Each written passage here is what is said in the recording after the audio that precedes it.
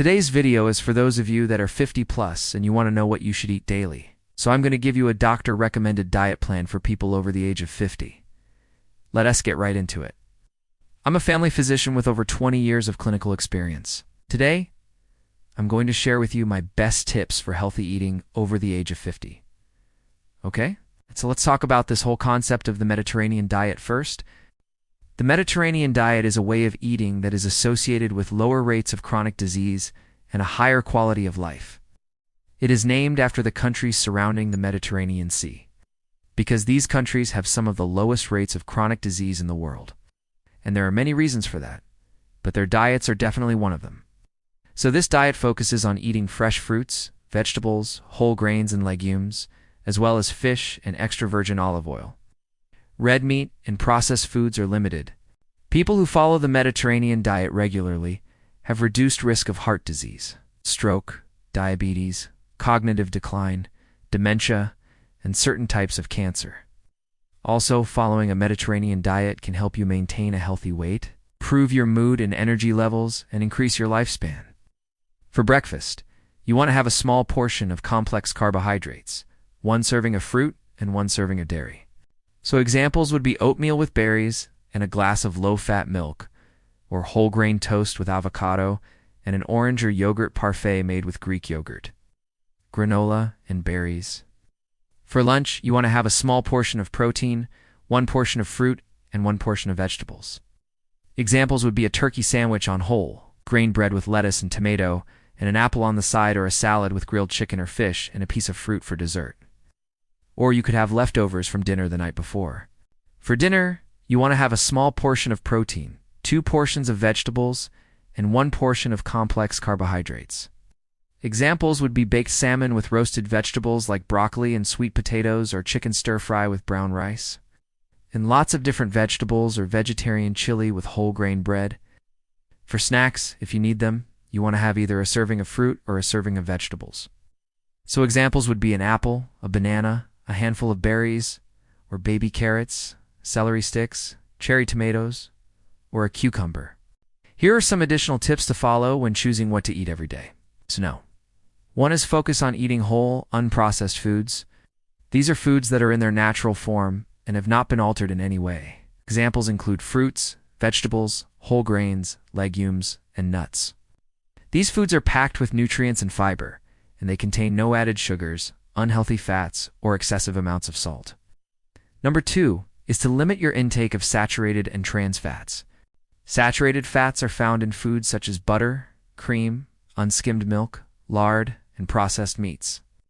Trans fats are found in fried foods and baked goods that are made with partially hydrogenated oils. These types of fats can raise your bad cholesterol levels and increase your risk of developing chronic diseases. So try to limit your intake of these fats as much as possible by reading food labels and choosing healthier cooking methods. Next, number 3. Limit your intake of added sugars. Added sugars are sugars that are added to foods during processing and they are not naturally occurring. Examples of added sugars include table sugar, honey, and high fructose corn syrup.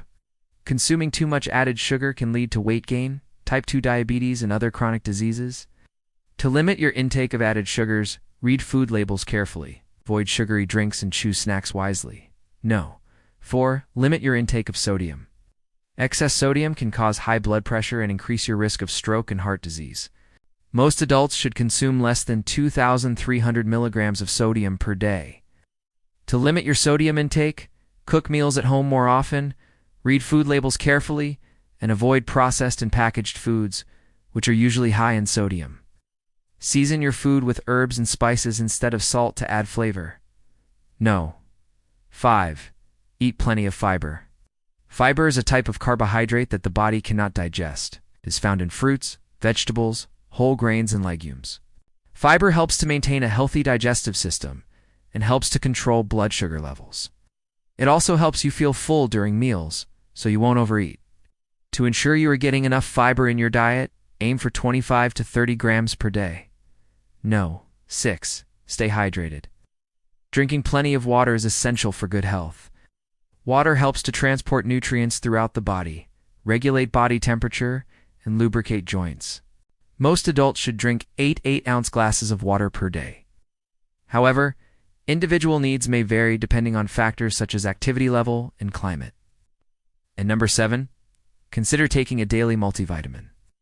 A daily multivitamin can help ensure that you are getting enough of all the essential nutrients for good health.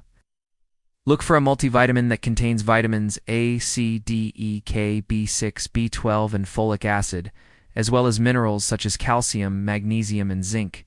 Now let us talk about some foods that you should avoid after the age of 50. Number 1 is processed meats. These are meats such as deli meats, hot dogs, bacon, and sausage that have been processed in some way. Processed meats are high in sodium and unhealthy fats, and they have been linked to an increased risk of cancer and heart disease. Next is sugary drinks. Sugary drinks such as soda, fruit juice, and energy drinks are loaded with added sugars and calories, and they provide little nutritional value. These drinks can contribute to weight gain and chronic diseases such as type 2 diabetes. Another food to avoid is fried foods. Fried foods are high in unhealthy fats and calories. They can increase your risk of obesity, heart disease, and type 2 diabetes. Try to avoid fried foods as much as possible and opt for healthier cooking methods such as grilling, baking, or broiling. The next food to avoid is fast food. Fast food is typically high in calories, unhealthy fats, and added sugars, and it provides little nutritional value. Fast food can contribute to weight gain and chronic diseases such as type 2 diabetes, heart disease, and obesity. And the last food to avoid is excessive amounts of alcohol. Alcohol can interact with prescription medications and can worsen certain health conditions. So if you do choose to drink alcohol, do so in moderation. For men, this means having up to 2 alcoholic beverages per day. For women, this means having up to 1 alcoholic beverage per day. Okay, now let's talk about supplements. There are several supplements that are recommended for people over the age of 50. The first one is vitamin D. Vitamin D is essential for strong bones and a healthy immune system. As we age, our skin becomes less able to synthesize vitamin D from sunlight, so supplementation may be necessary. The recommended daily allowance for vitamin D is 600 to 800 international units. Next is calcium. Calcium is vital for maintaining strong bones and preventing osteoporosis.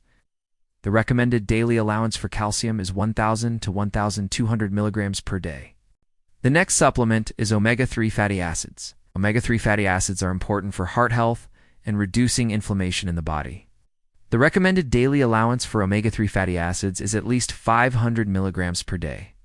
Next is magnesium. Magnesium is a mineral that plays a role in hundreds of bodily processes, including muscle function, nerve function, and blood sugar control. The recommended daily allowance for magnesium is 400 to 420 milligrams per day. And finally, potassium. Potassium is an essential mineral that helps to maintain a healthy blood pressure. The recommended daily allowance for potassium is 4,700 milligrams per day. Now remember, while these supplements can be beneficial, they are not a substitute for a healthy diet and lifestyle. So that brings us to the end of this video. If you have any questions about nutrition or healthy eating, please leave them in the comments section below, and I will try to answer them as best I can.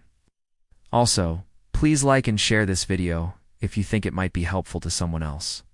And don't forget to subscribe for more videos like this one.